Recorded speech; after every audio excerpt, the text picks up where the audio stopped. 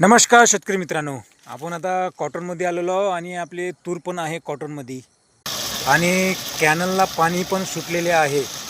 आजच पाणी आलेलं आहे कॅनलला, हे बघा. तर आता प्रत्येक शेतकरी आपल्या तुरीला पाणी देत आहे. तर एक सांगतो शेतकरी मित्रांनो, तुमची जर तूर फुलावर असेल, फूल आणि चलप जर असेल, चांगलं भरघोस फूल आणि चलपावर असेल तर पाणी देऊ नका शेतकरी मित्रांनो. कारण की आता जर तुम्ही दिलं तर ते काय होते शेतकरी मित्रांनो, पूर्ण फूल आणि चलप गळून जाते.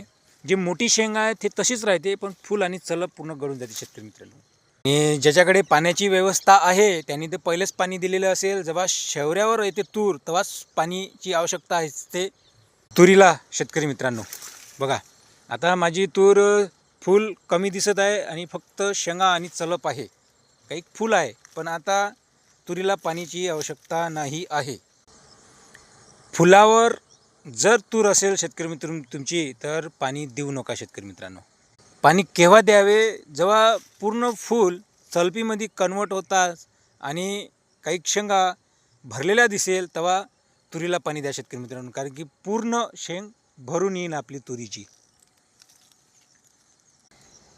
हे बघा, बंदी जे फूल आहे आपलं पूर्ण शेंगीमध्ये कन्वर्ट झालेलं आहे शेतकरी मित्रांनो. पण आपल्या तुरीला काही पाण्याची आवश्यकता आहे नाही. बघा,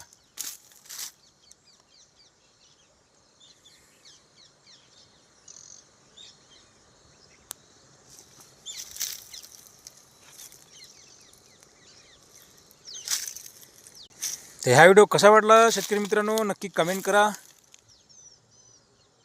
तर नेक्स्ट व्हिडिओमध्ये भेटूया आपण. धन्यवाद.